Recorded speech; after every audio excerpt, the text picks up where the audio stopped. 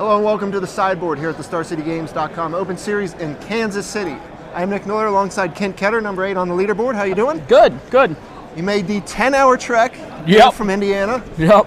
It was interesting. And for a good cause. You're 2-0 right now. Yep. Playing the green-black Devotion deck. Yes. Now this is a spin-off of the deck Todd Anderson played last week. Yep. And you have switched it up a bit. You've added black, and you've cut the Nissas for the Eidolon package. Yes, yes. Now go ahead and discuss your changes. You said you played with Todd's version a little bit, and how you came to this conclusion. So the timeline with this deck starts actually in last season's Standard, when I played, there was the green-black deck that Jerry Thompson, the Devotion deck that Jerry Thompson had championed. I changed that into a red-green version, Hammer Elves with Hammer Porphyros.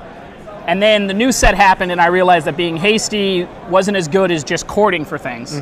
I saw Todd's version. I had tested it. It seemed reasonable. I felt like, though, with the rise in mono black, I really wanted to add some cards to the mix to give me a better mono black matchup. Right. I really like the interaction between Pharika, God of Affliction, and Eidolon of Blossoms, especially against mono black. In my last round, I played a mono black opponent. He thought seized me, took a card, killed my first Eidolon of Blossoms, and then my second one with Pharika, I just started drawing cards every turn. Also, I have access to, so that's the main card advantage engine in the deck. And that card advantage unit generates basically more card advantage than most decks can even do. Even the Sphinx's Revelation decks have a hard time keeping up with that. Yep. And then my other chord targets, we have Nylea. It's mandatory for any green deck. You're going to play Nylea. It actually lets you win the game.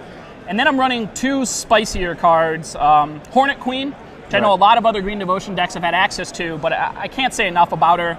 We actually looked, when I say we, I built a deck with Andrew Tenjum. You played in round 1. Absolutely. And we both felt like Hornet Queen was good enough to warrant maybe a second slot, but we stuck with the one main deck. We decided to go with the Nylea's Disciple. It felt like with Burn, green, white, and some various aggressive decks, also mono blue sometimes, Nylea's Disciple just gives you that extra 2 turns. And for you, your turns, the later they go, are typically better than your opponent's. Right. So it actually felt like the life gain off of Nylea's Disciple was super relevant. I preferred it over Scavenging Ooze, because courting for Scavenging Ooze in like the burn matchup, not that impactful, but courting for Nylea's Disciple with 6 or 7 devotion usually wraps up the game pretty quickly from there. It's pretty interesting seeing the slots players choose to use for their chord targets, because a lot of people, were fluctuating between like Reclamation Sage and a bunch of other utility cards. And I think the end result was a lot of people said fewer targets, but more impactful ones. High impact ones. The other thing was with Reclamation Sage, while I understood what it did, it didn't actually matter in the format. Against mono black, blowing up Underworld connections, whatever, you try to kill them, you don't mess with their connections. In the mirror, the cards that actually matter are Hornet Queen, Polukranos, and Nylea. None of those are affected by Reclamation Sage. So we came to the reasoning that we didn't want to run 4 chords. We felt 3 was enough. And then we wanted to run just the most efficient, high impact targets possible. Right. Then you have your Courser, all your Mana Dude package. The full 12 Accelerants, 4 Elvish Mystic, 4 Voyaging Satyr, 4 Sylvan Caryatid, 4 Burning Tree Emissaries. It's my favorite. So generating a ton of mana. Absolutely, absolutely. Now the fun part about this deck with the Black Splash is the sideboard options you get to combat some of the decks that gave this deck trouble, or the mono green version. Firstly, you've got some removal spells in Ultimate Price. Golgari Charm there. Blanking, Supreme Verdict. Absolutely. Amongst not needing Reclamation Sage when you have things that can also double as other spells. Absolutely. Golgari Charm's also interesting because Domestication's on the rise out of Mono Blue, so it becomes good enough against them where you can hit both their Master Waves and their Domestications. And many times if they tap out for Domestication and you just charm it, they're too far behind on tempo at that point. They've lost out on 2 devotion, they've lost out on a turn. This feels like a card that can really drag you back into that matchup. Or just blow them out completely. Also for mono blue, 3 Mistcutter Hydras, my favorite. Mistcutter's also nice. Obviously against mono blue and the blue-white decks, it's fantastic. But it also gives us the ability to just fireball opponents. And there are certain mid-range matchups where you just need to keep hitting them with threats. Mistcutter Hydras does that perfectly. It's the most efficient threat for its cost. However many mana you get that size, throw in an Ilea, let's trample, game's over. Sounds great. We didn't pull one out, but did you have Genesis Hydra? I do not have. So this guy is like your Genesis Hydra, basically. That's all I got. That is all I got. I understood the reasoning behind Genesis Hydra, but it felt like one of those cards that if you were being disrupted on the mana side of things, your Genesis Hydras were maybe touching like 3 to 4, and that's frankly not good enough in my opinion. But Mistcutter Hydra obviously does completely different things, but it feels like a card that if I cast it for 3 or even 4 against the mono blue decks, it seems to get a lot of work done. Another thing going along with your Polukranos, your Cord, your Nylea, to just dump your mana into. Yes, and that's the most important thing with this deck is a lot of people have this incorrect notion that the deck is inconsistent and that it's all accelerants and like threats and it's just kind of at odds with each other. The reason you run all those accelerants is because you expect people to kill them. Right.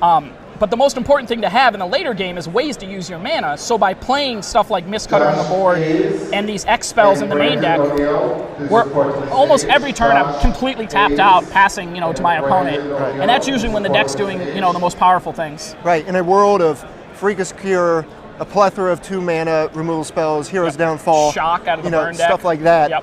To be able to have 3 or 4 of those mana dudes, so they run out of removal.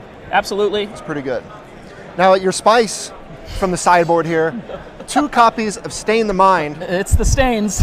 The stains, you say. Yes. M15, Convoke card. Yep. Where are you bringing this in? Supreme Verdict. I have a personal vendetta against the card, and when we were testing the blue-white, the Esper, or whatever, the Verdict matchups, we realized that if you just stained on turns 3 or 4, naming their Verdict, pull that out of their deck, they can't keep up with you. You're putting threats on the table much faster than they are. You then have Golgari Charm if they happen to have the Planar Cleansing version. And it's pretty easy to play around their detention spheres. You just don't run out double Eidolon. You can't run out double Polukranos, so you're safe there. It felt really, really strong, and also, like let's say you know that your opponent doesn't have the Verdict and you're going to kill him the next turn, you can always just name Rev or Elspeth. It's not what you're supposed to do. Name Supreme Verdict every time. Yeah, a lot of people like these type of effects to grab the Sphinx's Rev out of those decks, but in this deck, you don't really need to worry about that because you're just doing way bigger things than a Sphinx's Revelation. Absolutely. And as you said, playing around Planar Cleansing and stuff, this card, you get to look through their deck. So you can see if they're on that plan or not. Absolutely.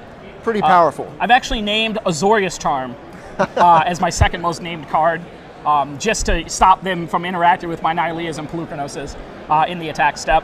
The last card that's in here, which I'm somewhat embarrassed because I proceeded to bash this card for weeks on end. Bow of Nylea, huh? Yeah. So the bow was kind of a last-minute change. We decided that we wanted the Nylea's Disciple main deck. We didn't want to play 4 copies total in the deck. Bow is a really good card against the burn deck, but we also realized that in the mono blue matchup, not only does Bow sometimes shoot their creatures, but if you get Bow Nylea down, you invalidate most of their ability to interact in the combat step. Wow, And you actually have the ability to race them by putting more, threats on the board. So it makes it a pretty, also obviously the Polukranos Bow interactions neat. Trample, Death Touch, pretty good combo. Real quick. And of course you have a couple more Nylea's Disciples in the board, as you said. And then 2 of Setessan Tactics, which I think is probably one of the most underrated cards in Standard right now. 100%. It's there for the mirror. As in round 1 on camera, game 3, I tactics all his accelerants, and he had an active Garuk, and I still beat him through that. Setessan Tactics is also fine. Randomly, when your opponents attempt to kill your creatures with damage, sometimes Tactics lets you work around that, or it's Drown in Sorrow tech as well. Yeah, in a pinch, just pumps your dudes. Yeah, you really aren't bringing it in for that matchup, but it's very versatile, and I like it quite a bit. Yeah. Well, the deck looks sweet. You're off to a 2-0 start. Yes. So, what are you looking to try to fade in this room today with this deck? I would really just like to, I think I want to play the Verdict decks, but at the same time, I don't. I'm prepared for it, but it's kind of a love-hate thing. I would have to say high-level mono black players I still don't want to play against. That deck is very powerful right now. A lot of decisions they can make. They have access to a ton of Bio Blights. So that would be the #1 deck that I want to avoid in the hands of really good pilots. I would love to play against any amount of creature decks. Mono Blue's the one I'm scared of because Thas is so efficient, but all the other creature decks, they play 1 creature, I play 4. Not really a fair equation. All right, well, you're 2-0. You got 8 rounds left in the Standard Open here, so I wish you the best of luck. Thanks for sitting down on the sideboard. No problem. Stay tuned all weekend long to the sideboard and StarCityGames.com for all the information here in Kansas City.